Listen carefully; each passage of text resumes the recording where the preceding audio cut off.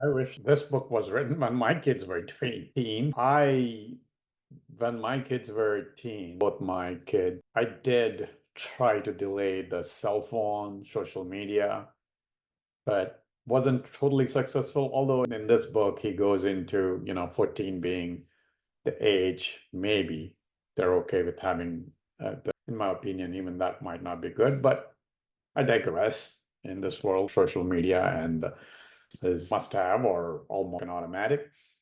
But anyway, I'm going far ahead, has had a huge impact from 2010 on both boys and girls, especially girls, being very anxious because so many things, right? Social media comparison games, cyberbullying is easy. And if you have kids, teens or not, anybody who has smartphone, if you have kids and you have get-togethers, you constantly see this. Kids are not even talking to each other. They're on their phones constantly watching. Versus someone who grew up in the 80s, 90s, whatever, or before, 90s and before, late 90s to before, you didn't have access to phone, internet, or even TV that much as the generation now does, which kind of stops them from being social. Since 2020, this has grown tremendously, especially young men, loneliness epidemic, huge concern there. Many times I've heard from people, parents or otherwise, how 20-plus-year-olds right now barely know how to communicate well or know how to interview in jobs well. Not all, obviously. I've met plenty of impressive 20-year-olds who are great at communication. But this is not talking about the minority of people who are doing well, right? Because it's talking more of the majority. I haven't read the other book that Jonathan, I can't say the name, I'm trying to look at it, the name. But anyway, he also wrote The Coddling of the American Mind. I guess it's 2019. I was looking at the date versus this one was just written last year. But that also delves into the whole way the kids are grown, where everybody has to win, everybody has to be unified in their opinion, so on and so forth, that you can't have a differing opinion and not call the other person some sort of name because they have a differing opinion. Of course, adults do it too now, and the politics, especially if either it's my way or the highway, you're evil. Anyway, that's besides the point. But the main thing about this book is how we have to rethink when social media is allowable for kids, how that's killing the kids. Boys in a little bit different way than the girls. Girls are growing up very anxious and very, lack of better words, judged, and that everything is comparison, how many likes, so on and so forth, and communication is out of the window. Everybody's just on the phone, either texting, messaging, or social media, TikToks, versus being, and also facing, for example, one of the big things he goes into is playtime, right? In the kids, when the kids are playing in the playgrounds and all, how much the protectionism that especially parents in US have. This is something I've experienced with my own kids. I tried to avoid that, but I got caught up in this whole fear mongering where kids are out for a couple of hours outside or they walk to school or something. It's all of a sudden scary situation. Oh, somebody's going to kidnap them or do something to them. Versus India. I grew up in India. I've walked 5, 6 years old, 6, 7 years old. I walked, I don't know, a mile or two by myself, went to things by myself. Nobody asked. I would be outside hours during summer times for hours and come back home to eat and then run out outside, play with friends. I'm pretty sure even US people grew up in the 80s, 90s, whatever. I'm pretty sure 80s, 90s, 70s. I'm pretty sure they too were able to go out, play out, and all that stuff.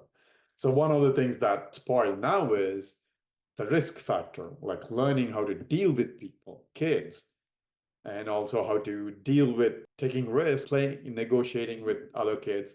When you're trying to play a team game, whatever, you're trying to figure out rules. When you're a kid, if you're very used to playing outside, you are used to negotiating rules, made up games sometimes.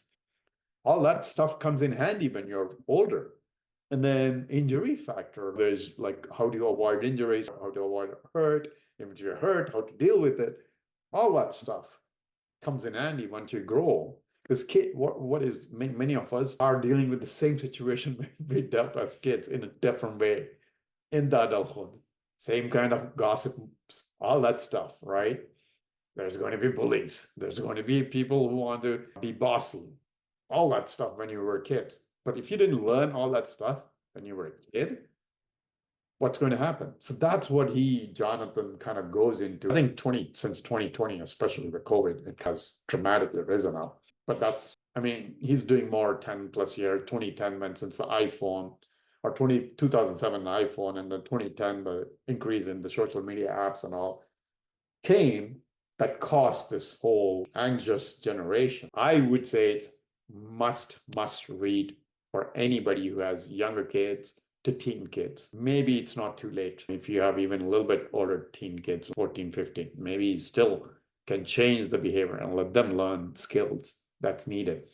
If not, I think it doesn't matter. I go visit India, it's the same thing. Because India is a lot better, even now. Kids go play outside, walk, school, and all that stuff. US is dramatically bad. Anywhere else, if you visit other countries, kids are kind of outside a little bit more, way more than kind of what I see in US. But the Western world itself, I think, is a bit more protective about the dangers. Too many media fear mongering. Not that I'm saying that doesn't exist there, the dangers doesn't exist. But okay, I can go along on this one, but this is a great book to read if you have young kids or wanting to have young kids. And if you care or work with kids, maybe it's a great book for you to teach their parents about the dangers of giving kids smartphones and all that stuff and internet, TV, all that. It's very hard to block kids from the social media and all, unless you give them a way to do other things other than sit at home, watch TV and social media. Anyway, the anxious generation, it's an eye opener for anyone who thinks that social media, all that stuff is not affecting or didn't know about the social media effect on kids, how much it affects them. Not only that, it's also coddling the mind. Again, I didn't read the coddling of the mind, but it's making kids, younger adults, weaker, far weaker, because the expectancy is everything is supposed to be easy because you're not facing conflicts and tough times and all that stuff when you go play and deal with other people. If you're just doing social media, mostly staying home, then you're not trying to play with other kids and trying to figure out issues with other kids. And even if you have issues, maybe you learn to move on from those. Versus if you have issues on social media, that's a whole different ball game, because then you got hundreds of people having eyes on it, and then becomes a bullying situation or whatever, more traumatic than 10 kids playing together and them having a fight and resolving it. That's a totally different than social media, where hundreds of people potentially can view that whole thing and make judgments without knowing anything. So anyway, highly recommend reading this book, Generation. I need to read that Coddling of the American Mind, or I forgot what it's called. The Coddling of, sorry, I got to look up the book again. But that might be a great book to read. Apart from this book, it seems like, to understand how much, it seems like, based on what I've read, the reviews, that the book is about not being too protective. Same like the Anxious Generation, but a different way. Anxious Generation is about, one is obviously social media and not giving smartphone to kids and making sure they go play outside.